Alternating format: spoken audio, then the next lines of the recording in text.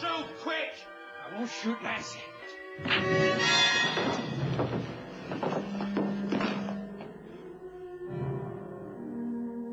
Is that Nancy, Doctor?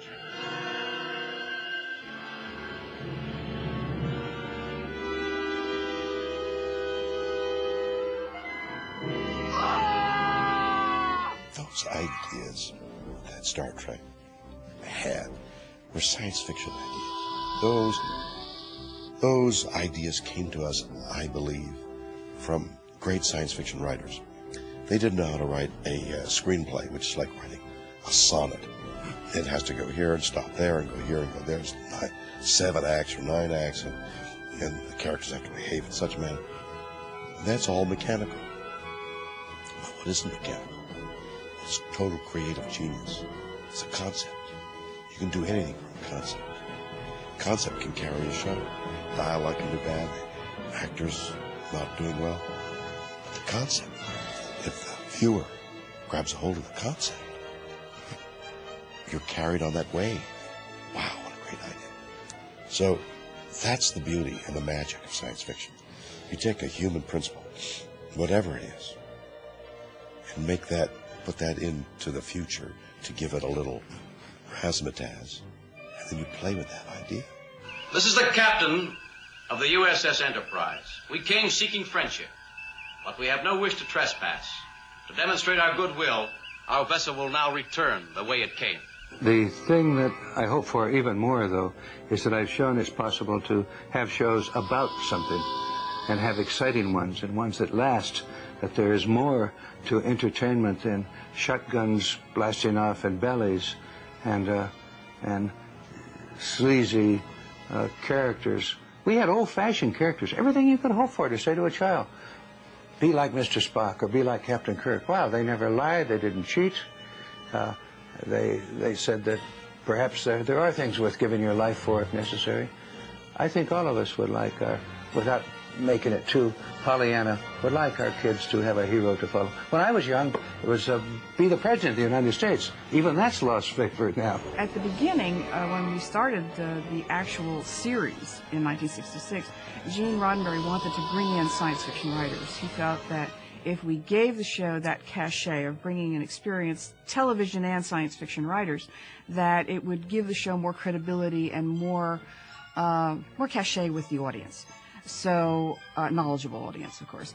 So he hired people like Harlan Ellison and George Clayton Johnson, Ted Sturgeon, Richard Matheson, people like that, to come in and do stories. And they were all pretty much experienced in television writing anyway.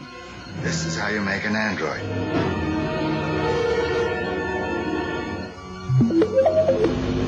It was a matter of bringing in writers who had the science fiction title and reputation and also knew how to write television, because the two are not necessarily mutually exclusive. So what we tried to do was to have the first 6 or 7 episodes written by people who had that experience and had the science fiction name. And later on we went to just television writers who came in with good science fiction ideas. And we did use writers over and over again. We used Robert Bloch several times. We used Ted Sturgeon several times, so that we brought people back who worked well for us. Teddy, he said he gave me rules, not many. The primary rule was, as a science fiction writer, never ask your audience to believe more than one extraordinary thing. Now, there are things that are adjacent to that one extraordinary thing, but that's all part of the one thing. Don't go and make them believe this, and then you say, and I want you to also believe that. You can't do that. They all have to be kindred. And as I look back on Star Trek, that's what we were doing.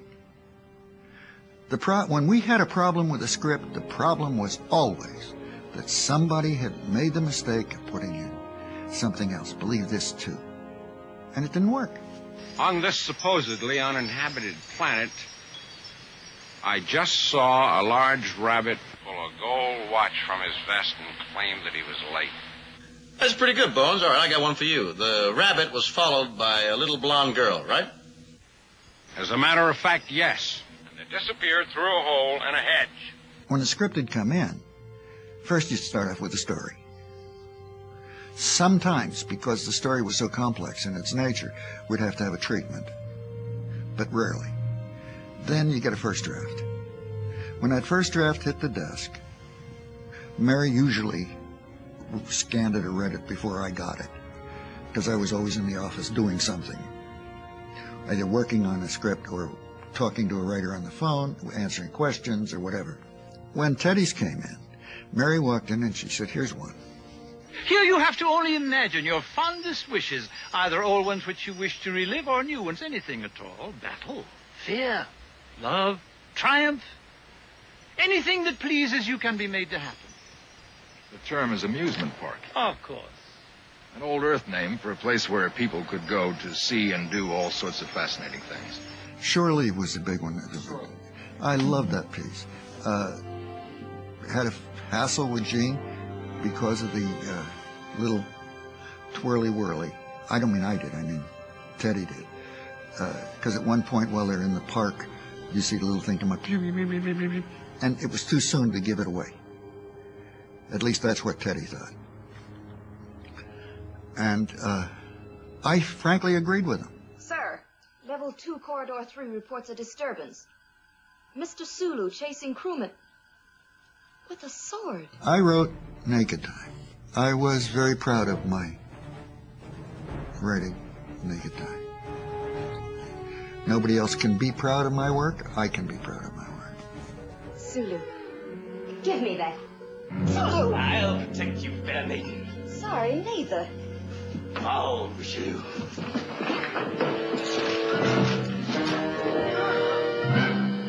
When I laid the story on, just a concept, which basically comes down to drunkenness without the slurs and without staggering, that was really ostensibly what the concept was. If you think about the story, if you know it, that makes sense.